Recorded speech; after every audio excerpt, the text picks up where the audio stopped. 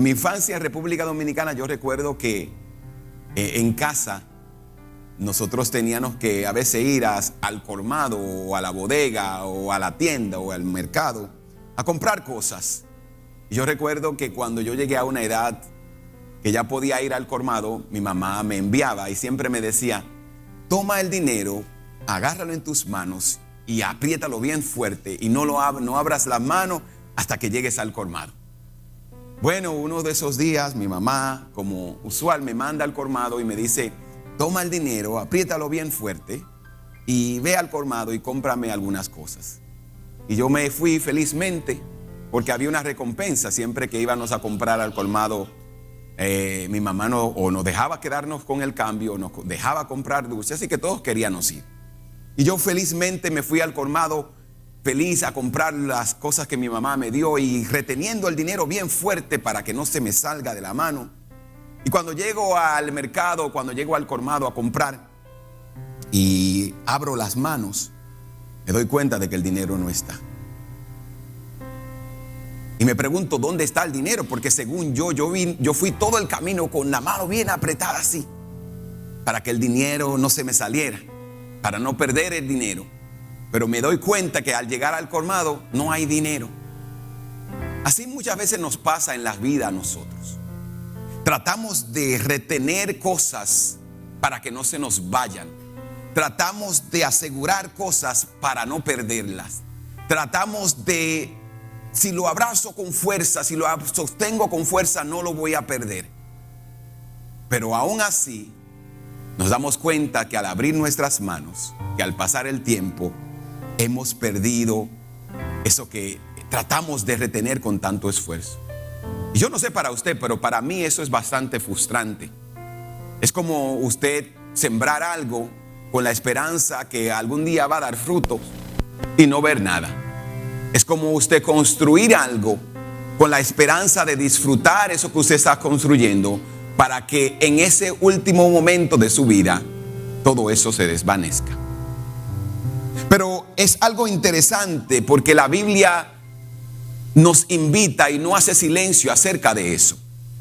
La Biblia entiende de que en la vida usted va a construir cosas que se van a desvanecer.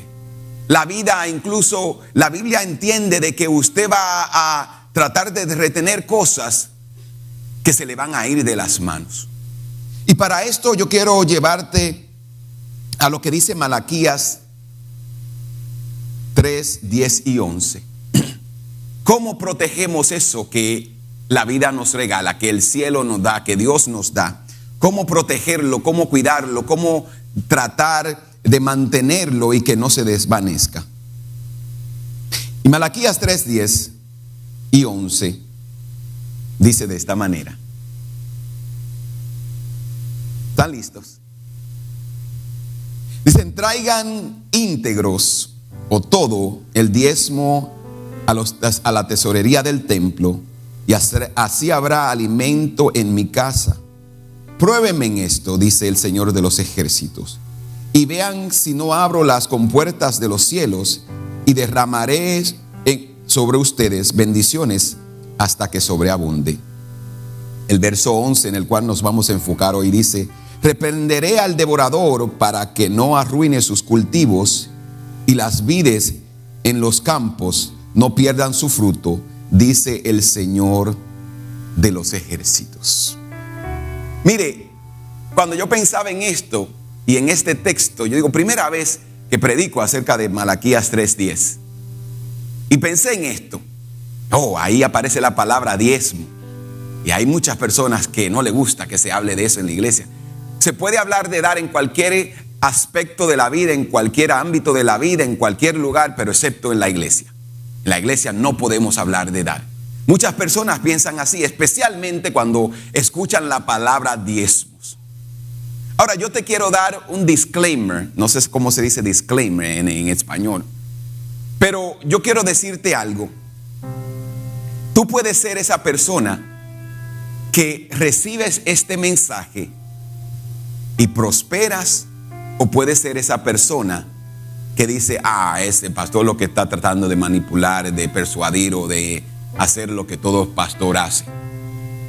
Ahora, yo te invito a que escuches la palabra del Señor, que la evalúe, que aprendas y que digas, aquí hay algo de sabiduría en esto. Yo lo voy a retomar, yo lo voy a aprender y yo lo voy a poner en práctica. Así que cuando Dios habla al pueblo de Israel acerca del diezmo, el contexto de este texto es porque Israel había roto el pacto que ellos habían hecho con Dios. Dios le había dado ordenanzas, leyes, estatutos, principios. Haz esto y yo voy a hacer esto. Pero el pueblo de Israel, después de un tiempo, había roto esos estatutos, esos mandamientos, y Dios le estaba haciendo un llamado a restaurar. Mire qué interesante. Dios, gracias que Dios no es como nosotros. Porque si yo tengo algo bueno para darte, y literalmente a veces yo pienso así, si yo tengo bueno algo para darte y tú lo rechazas, yo por lo usual digo, allá tú. Pero Dios no piensa así. Dele gloria a Dios, denle un aplauso porque Dios es bueno. Dígale, Señor, gracias porque tú no eres como el pastor. Dígale, Señor, gracias porque tú no eres como el pastor. Porque si yo tengo algo bueno que dar y tú no lo quieres, yo voy a decir, como uno siempre dice, pues más tengo. Pero Dios no piensa así. Dios mira al pueblo de Israel y le dice, ustedes han roto el pacto que hicimos. Hicimos un convenio. Yo le di ordenanzas a ustedes para que ustedes las sigan. Y si ustedes las siguen, yo les voy a bendecir. El pueblo había roto esto. Y en Malaquías 3:10, Dios una vez más le invita al pueblo de Israel y le dice, traigan los diezmos, las ofrendas, traigan el pacto que acordamos, lo que acordamos. Pruébenme en esto. Porque este mandato no era un mandato económico, sino un mandato espiritual. El darle a Dios el diezmo, la ofrenda, la generosidad que usted muestra, tiene que ver más con algo espiritual que con algo material. Pregúnteme por qué. Diga, ¿por qué, pastor? Porque nuestro acto generoso dice mucho de qué estamos hechos y qué hay en nuestros corazones. Entonces, cuando invitamos y cuando Dios le dice al pueblo, traigan, vamos a renovar este contrato, Él está invitando a tomar un acto espiritual más que económico. Él está diciendo, pruébenme, pónganme a prueba. En la Biblia entera, este es el único lugar donde Dios le dice a la gente, pruébenme en esto. ¿Ustedes saben por qué? Pregúnteme por qué. Usted sí tan preguntón hoy. Porque Dios, cuando hace un pacto, Él lo cumple. Porque Dios es fiel. Porque la bondad de Dios me va a seguir todos los días de mi vida. Entonces, cuando Dios te invita y cuando Dios nos invita a hacer algo, no es porque Él rompió el pacto, sino porque nosotros nos salimos del compromiso y del pacto que Él hizo con nosotros. Y esta es la invitación que le hace al pueblo.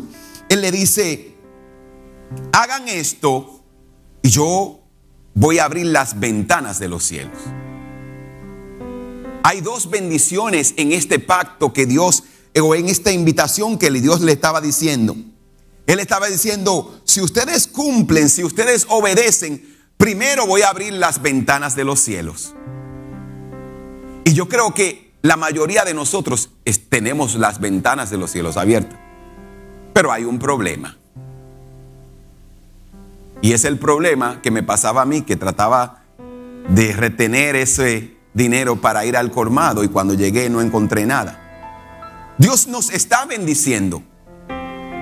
Dios nos está prosperando. Dios está abriendo las ventanas. Pero ahí hay una fuga. Pero por más que Dios nos bendice, no vemos avance. Entonces, dos de las cosas que Dios le dice al pueblo, yo voy a abrir las ventanas de los cielos. Y yo creo con toda certeza que las ventanas de los cielos están abiertas sobre nuestras vidas. Y las ventanas de los cielos estar abiertas no significa solamente prosperidad y riqueza, significa bienestar, salud, paz, tranquilidad, poder dormir en las noches. Eso es bendición. Pero después él dice algo y dice: y voy a reprender al devorador. Entonces Dios no solamente está interesado en bendecirte o al bendecir al que es generoso, sino también en protegerlo. Dios solamente no quiere bendecirte, sino que Él quiere proteger esa bendición que Él te da. La generosidad auténtica activa un cerco divino de protección. La generosidad auténtica crea un cerco divino de protección para aquellos que son generosos, para aquellos que creen a Dios, para aquellos que confían en Dios. Entonces aquí va la primera verdad que quiero compartir en este día, o el primer punto, o el primer principio, es que la generosidad protege. La generosidad protege. Cuando somos fieles en honrar a Dios con nuestros recursos, Él no solo bendice lo que viene, sino que protege lo que tenemos. Él no solamente, ejemplo, hay muchos de ustedes, usted en algún momento dice: pero yo gano mucho dinero. ¿Qué se me hace el dinero? ¿Dónde se va? Usted no se ha preguntado eso. Y mejor no se ponga ni a sacar cuenta, porque usted dice: wow, yo he ganado mucho dinero en la vida. ¿Dónde está?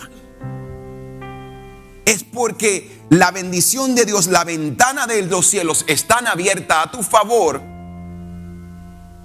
pero el saco está roto. Hay algo que se está escapando. Y es lo que el Señor dice. Lo primero que Él dice es, en el verso 11: reprenderé al devorador. Quien honra a Dios vive rodeado de protección divina. Usted honra a Dios y Dios le va a honrar a usted. La Biblia dice que Él honra a quienes le honran. Y honrar a Dios es ser generoso con Él, ser generoso con la gente, es poner a Dios primero. Honrar a Dios es levantar la bandera y decir: Dios es mi estandarte. En mi casa, en mi familia y en todo lo que yo hago, Dios es primero. Y cuando usted habla y declara y piensa de esa manera, usted sabe lo que va a decir: yo tengo que guardar a este porque este es uno de mis representantes.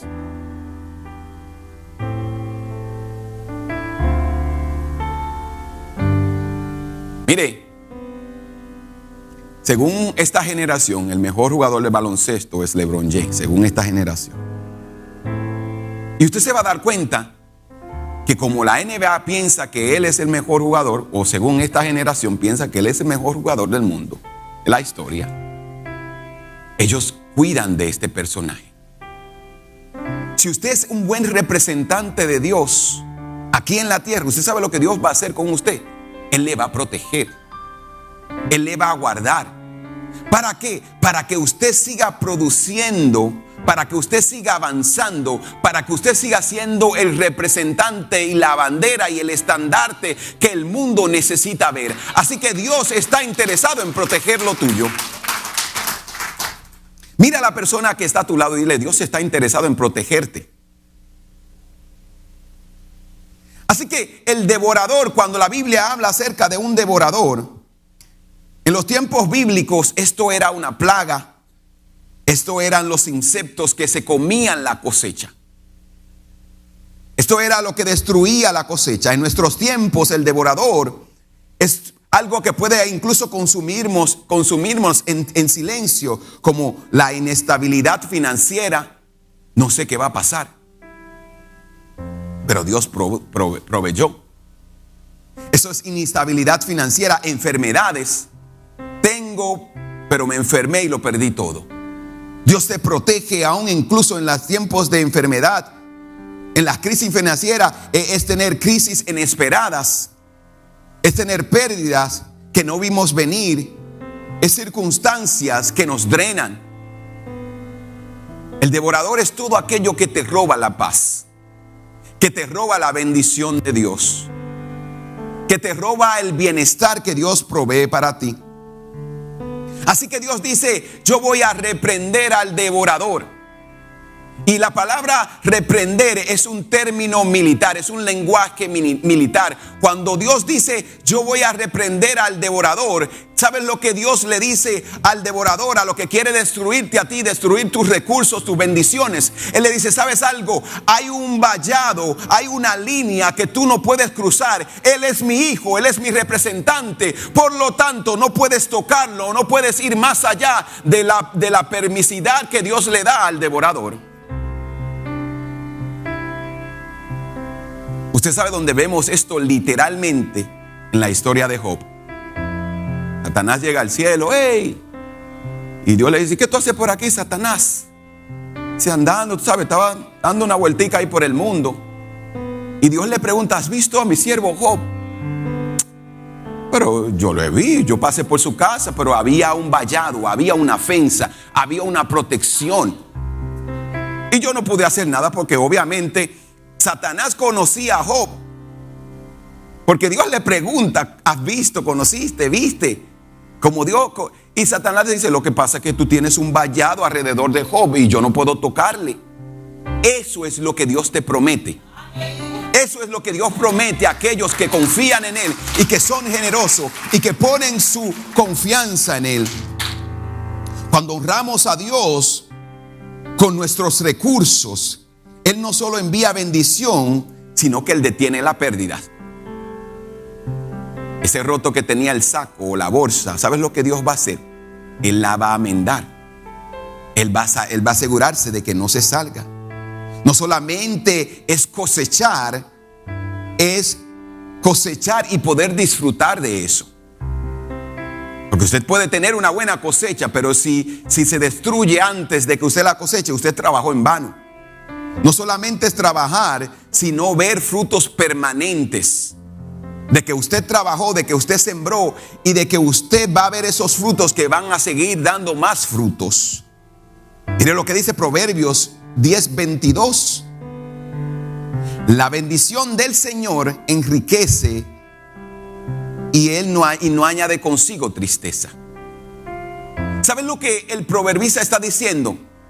Cuando Dios te bendice, esta bendición no va añadida con una tristeza o con una angustia. No es como la persona que hace negocios ilícitos, el que vende droga, dice: es prosperado. Está próspero, tiene jipeta, tiene mansión, tiene jet privado, pero no puede salir a la calle. ¿Por qué? Porque hay alguien que le está buscando para destruirlo y para eliminarlo. Pero la bendición del Señor no es así. Cuando Dios te bendice, Él te dice: mira, te voy a bendecir, te voy a prosperar y te voy a dar la salud, te voy a dar la paz, te voy a dar la alegría para que puedas disfrutar de esa bendición que yo he derramado sobre tu casa. Entonces, cuando nosotros hablamos acerca de la generosidad, cuando hablamos de sembrar, cuando hablamos de dar, estamos hablando de que yo voy a ser generoso y Dios va a prosperarme y me va a dar la salud y el bienestar para yo disfrutar de esa prosperidad. La bendición del Señor no es solamente una idea espiritual, sino es una intervención real que produce añadidura, que produce bendición, que produce rendimiento. La bendición de Dios no es algo simbólico, es real. La bendición de Dios no es algo simbólico o algo místico. La Biblia dice incluso que nosotros, que tú y yo tenemos, vamos a ver la misericordia de Dios. ¿Sabe dónde? Aquí en la tierra. No, yo sé que Dios va a tener una mansión para mí en la eternidad. Sí, es verdad. Para aquellos que trabajan, para aquellos que se esfuerzan, para aquellos que son generosos, para aquellos que siembran. Pero yo también te tengo noticias de que también vas a poder disfrutar de las bendiciones de Dios aquí en esta vida. ¿Sabes por qué? Porque la bendición de Dios enriquece y no añade con ella tristeza. Así que Dios está más interesado en bendecirte Y Dios también está interesado en que esa bendición no se pierda. Porque el mundo puede darte riqueza, pero no puede darte paz. El mundo puede darte fama, pero no puede darte alegría. Así que esa es una de las cosas que tú y yo tenemos que entender, de que hay una bendición para aquellos que confían. La segunda cosa es que la generosidad deja un legado. La generosidad deja un legado. Y legado no es lo que tú le dejas a alguien, sino lo que tú dejas en alguien. La generosidad deja un legado y te bendice, te prospera, pero esa es una bendición que continúa más allá después de que tú partas de esta tierra. Y mira lo que dice Segunda de Corintios 9:7. Cada uno debe decidir en su corazón. ¿A dónde? En su corazón. A donde están los sentimientos, las razones, los propósitos. ¿Por qué yo hago lo que yo hago? ¿Cuánto va a dar? Y no den de mala gana, ni bajo presión, ni por necesidad, porque Dios ama a las personas que dan con alegría. Este texto dice que no debemos de dar por necesidad. Y dar por necesidad es dar por presión. Y cuando tú das por presión, eso no es generosidad, eso es miedo. Cuando tú das por presión, eso no es generosidad, eso es miedo. Cuando das por interés, eso no es fe.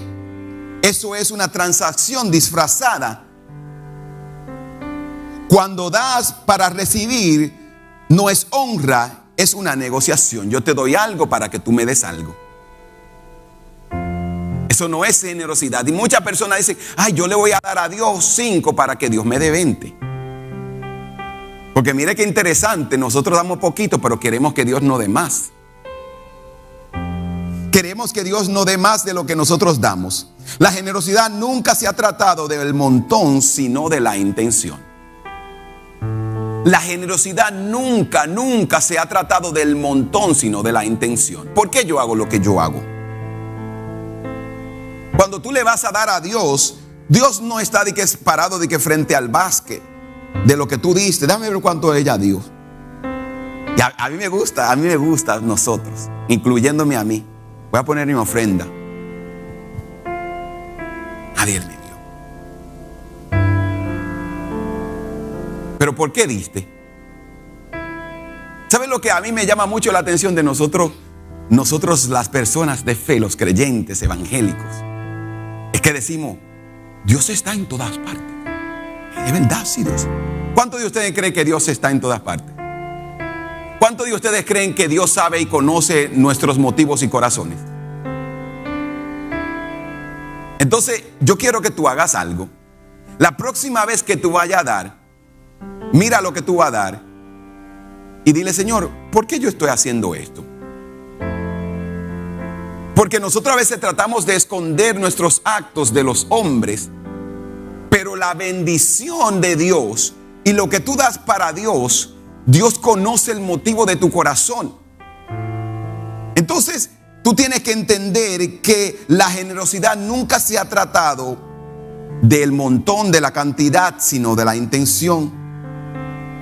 Tú puedes tener mucho y estar vacío. Puedes dar poco y ser una persona alegre. Puedes tener mucho y sentirte miserable. Entonces, Dios no bendice la apariencia de generosidad. Dios bendice la sinceridad del corazón. No trates de aparentar ser generoso. Mire, hay una de las historias, yo no sé, a veces yo me pregunto por qué esa historia se me quedó grabada en la mente. Y era una vez hubo una de esas tormentas que pasan por el Caribe y habían afectado, yo creo que fue el país, fue la Florida. Y me voy a reservar el nombre del beisbolista dominicano, pero él fue a la televisión y dijo, yo voy a dar $1 millón. Y él dio su $1 millón y la gente estaba, wow. Y después él dice ante las cámaras, ¿sabes algo? Yo voy a dar 1 millón más. Y eso está bien. Pero ¿por qué dimos más? ¿Por qué él decide dar más? Y eso fue algo que yo siempre me pregunté. Y yo nunca he conocido al beisbolista, pues yo hice mis propias conclusiones. Porque la manera como él lo estaba dando era porque las cámaras estaban frente a él. Y esto no se trata, la generosidad nunca debe de tratarse de que voy a dar para crear una apariencia de... Mire, si usted dice yo soy una persona generosa, ahí mismo se acabó su generosidad. Porque las personas generosas no andan alardeando ni diciendo que ellos son generosos, que ellos dan, y que hay personas, si usted da y quiere decir lo que se va a hacer con eso que usted dio, usted no está siendo generoso tampoco. El que da por necesidad luego exige. Si das por necesidad, por la que sea, porque quieres que se te reconozca, porque quieres que... La razón la que sea, si tú das por necesidad, tú vas a exigir algo.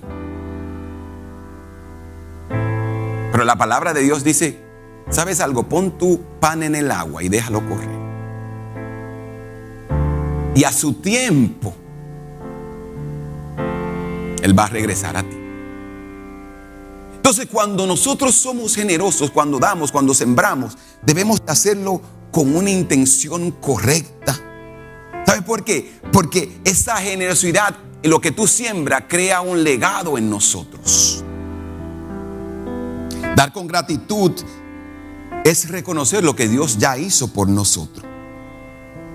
La tercera cosa que quiero compartir contigo en esta tarde es que la generosidad mira a la eternidad. La generosidad mira a la eternidad. Ustedes saben quién es William, yo lo voy a decir en inglés, Colgate o Colgate. Ustedes saben quién es este hombre. Por el apellido algunos de ustedes pudieron conocer quién es William Colgate o Colgate. Es el dueño o el inventor o el empresario que fundó la compañía Colgate. Cuando usted mira la historia de William Colgate o Colgate, usted se va a dar cuenta que esta es una empresa mundial de higiene del cuerpo. En casi 200 naciones está, y es la compañía de Colgate y Palmolive. Pero William Colgate fue el fundador de la compañía de Colgate, una de los productos más grandes del mundo. Pero su verdadera grandeza no comenzó con la fábrica, sino con el corazón. William Colgate no nació rico, no vino de familias poderosas, no fue heredero de una gran empresa. Fue un joven que llegó a la ciudad de Nueva York en los 1800. Dejó su familia atrás en Inglaterra y se mudó a Nueva York para buscar trabajo.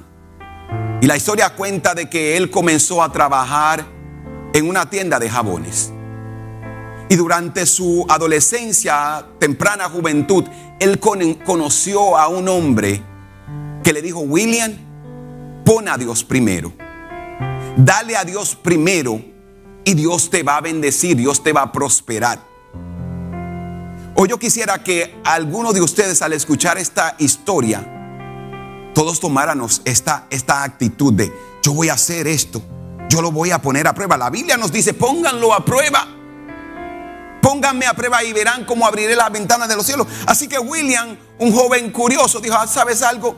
Yo voy a ver si esto verdad funciona. ¿Sabes lo que William Colgate comenzó a hacer? Él comenzó a trabajar y comenzó a desarrollarse. Y él dijo: voy a comenzar a darle a Dios lo que he conseguido. De lo que he conseguido, de $1 él sacaba el diezmo. ¿De $1 cuánto? $1 es 1 centavo en aquel entonces. Él sacaba ese centavo para Dios. Y él comenzó a dar el 10% de su ingreso. Y Dios fue bendiciéndolo y bendiciéndolo y bendiciéndolo. Luego él dijo, ¿sabes algo? Yo voy a dar el 20%. Y él comenzó a dar el 20% del ingreso que él ganaba. Y cuenta la historia de que William comenzó a seguir dando y dio después el 30%, el 40%, hasta llegar al 50% del ingreso que él ganaba. Y dijo, yo voy a seguir dando esto. Y Dios honró esa fidelidad. Hoy usted y yo conocemos a William Colgate. ¿Usted sabe por qué? Porque él honró a Dios.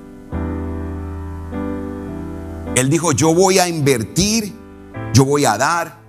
Y gracias a su fundación, que todavía hasta el sol de hoy, sus nietos, bisnietos y siguientes generaciones han abrazado el principio de que debemos de darle a Dios, debemos de honrarle a Dios. Y la Fundación Colgate-Palmolive ha hecho iglesias, ha hecho seminarios, ha construido hospitales. ¿Sabe por qué? Porque alguien le creyó a Dios.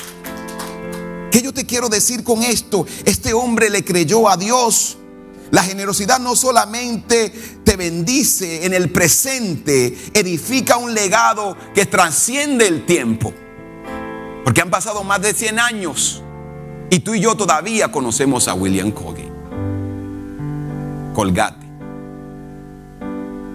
Tú y yo todavía conocemos a este hombre. ¿Sabe por qué? Porque él honró a Dios. Dios no solo multiplica lo que retenemos, Él no lo puede multiplicar. Dios no puede multiplicar lo que retenemos, sino lo que entregamos. Jesús le dijo a la gente en Mateo 6:20, hagan tesoro, almacenen tesoros en el cielo. Almacenar tesoro en el cielo es invertir en el propósito, en un propósito, en el tuyo y en el de otras personas. Es vivir con una visión eterna. Hacer tesoro en el cielo es vivir haciendo tesoro en lo eterno. Yo voy a construir algo para la eternidad. Entonces cada persona va a tener una recompensa de acuerdo a cómo haya trabajado, de acuerdo a cómo haya invertido su tiempo, sus recursos. Cuando usted llegue al cielo, usted va a recibir una recompensa. Así que ya si usted no lo sabía, ya usted lo sabe. Entonces, Cristo nos invita y nos dicen, almacenen tesoros en el cielo. Y me alegro que me hagas la pregunta, ¿cómo entonces, pastor, almacenamos tesoro en el cielo? Con actos de amor, con generosidad al necesitado, con perdón sincero, con servicio sin aplausos, con evangelismo, con obediencia a la palabra del Señor. Así es como nosotros hacemos tesoro en el cielo. Invertimos nuestro tiempo, nuestros recursos, nuestros talentos para la gloria del Señor. Y eso nos hace recibir tesoros en el cielo. Concluyo con esto. La gratitud y la generosidad reflejan el corazón de Cristo. Si alguna vez has orado, Señor, quiero parecerme más a ti cada día. Porque a mí me encanta. Mire, una de las cosas que Dios ha puesto en mi corazón es que nos bajemos de la nube. Porque nosotros muchas veces queremos crear algo místico del evangelio. Señor, quiero parecerme más a ti. Y yo fui siempre ese joven, ese niño preguntón, que le caía mal a veces a alguna gente y a algunos profesores. Muchachos, pues tú sí preguntas. Porque hay gente que dice, yo me quiero parecer más a Dios.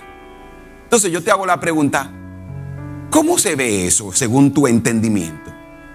¿Cómo una persona se parece a Dios o a Cristo? No me conteste, piensa. ¿Cómo yo me parezco más a Cristo? Me voy a poner una batola blanca. Bueno, yo iba a decir, me dejo crecer la barba, pero a mí no me crece. Me dejó el pelo largo crecer. Me pongo un cinturón alrededor y ando así. Me parezco. Eso no es parecerse a Cristo. Deje de estar inventando mitologías y cuentos de hadas. Eso no es parecerse a Cristo. Parecerse a Cristo es extenderle la mano al que tiene necesidad. Parecerse a Cristo es decirle, ¿sabes algo? Ahí donde estás, yo me encontraba en un día y Cristo me levantó. Parecerse a Cristo significa hacer el bien a los demás. Parecerse a Cristo significa perdonar a aquellos que te ofenden. Parecerse a Cristo es decir, aunque yo tengo el derecho y yo puedo contestarles 1000 palabras más de lo que él o ella me dijo, yo voy a hacer silencio. ¿Sabes por qué? Porque Dios va a pelear mis batallas. Parecerse a Cristo significa negarse a sí mismo. Que usted sabe que usted tiene un amigo, usted tiene un vecino, usted conoce a alguien que esta acción de gracia no va a tener a nadie, no va a tener un lugar donde cenar. Y ¿saben lo que ese amigo, ese vecino, esa persona, ese compañero de trabajo va a hacer? Se va a quedar en su casa triste, asustado, especialmente con las condiciones que estamos viviendo hoy. Pensando en su familia, quizá va a tener que tomarse unos tragos para calmar esa soledad. Parecerse a Cristo significa, ¿sabes algo? Yo me voy a negar a mí mismo. Jesús dijo, ustedes quieren ser mis discípulos. La palabra discípulo lo que significa imitador. Ustedes quieren imitarme. Tomen su cruz cada día y niéguense a sí mismo. ¿Sabes lo que es negarte? Yo voy a sacrificar 2 horas de mi mesa, de mi tiempo y mi cena con alguien que lo necesita, porque yo le quiero mostrar el amor de Dios. Eso es parecerse a Cristo. Denle un aplauso al Señor. Eso es parecerse a Cristo. La mayor demostración de generosidad no vino de nosotros, vino de Dios hacia nosotros. Y 2 de Corintios dice, aunque era rico,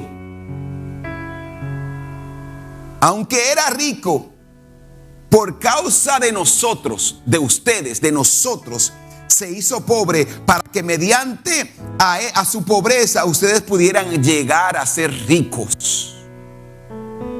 Eso es negarse a sí mismo. Aunque era rico, él no decidió, no, yo no voy a bajarme de este pedestal donde estoy, no. Él renunció a eso con tal de llegar a nosotros, con tal de abrir un camino. Él sufrió por nosotros, fue colgado en la cruz del Calvario. ¿Sabe para qué? Para que tú y yo fuéramos ricos. Y si te estás preguntando, pastor, pero yo no tengo una cuenta bancaria millonaria. Eres rico porque eres salvo. El mayor regalo que tú puedes recibir y la riqueza que puedes recibir en esta vida es la salvación. Y Cristo sufrió por ti. Cristo padeció por ti. Cristo lo entregó todo por ti. ¿Sabes por qué? Para que tú fueras rico. Así que si te quieres parecer más a Dios, si quieres vivir más para Él, aprende a ser generoso. Aprende a vivir una vida que honre al Señor. Aprende a amar a la gente.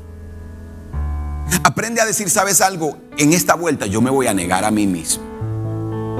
En esta temporada yo me voy a negar a mí mismo. Yo voy a sembrar para que pueda haber para otros, para que otros sustenten. Y eso, dice la palabra del Señor, va a abrir las ventanas de los cielos y va a reprender el devorador.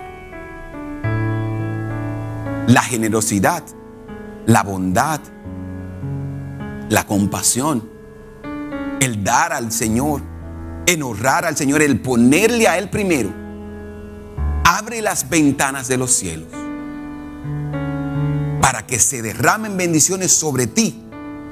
Pero cuando recibas estas bendiciones, Dios va a poner un cerco alrededor de lo tuyo. Y te voy a decir algo más. Que hay bendiciones en esta vida que tú probablemente no la vas a disfrutar. Pero tus hijos y tus nietos la van a disfrutar. Y también ser bendecido y le quedó dinero a su esposa. ¿Por qué? Porque cuando tú siembras para el reino, Porque cuando tú siembras para Dios, Dios abre las ventanas de los cielos, te bendice con paz, con amor, con tranquilidad, con descanso. Te bendice, te prospera. Y no solamente te prospera, sino que guarda lo tuyo. Y no solamente guarda lo tuyo, lo protege, sino que esa bendición continúa más allá de tu vida, más allá de tus tiempos, más allá de tu generación. Es una bendición que se transmite de padre a hijo, a nieto, y que continúa de día en día. ¿Sabes algo? Esto que ves aquí hoy es el legado que le estamos dejando a las próximas generaciones. Nuestra fe es el legado que le estamos dejando a nuestras generaciones. Debemos de procurarnos de que cuando nuestros hijos, nuestros nietos, bisnietos vengan a esta vida, encuentren a una iglesia, encuentren un lugar donde adorar a Dios. Porque la generación es la acción que va más allá del tiempo. Tu generosidad es esa acción que va a hacer eco en la eternidad. La mayor riqueza que podemos conocer y dejarle a nuestros hijos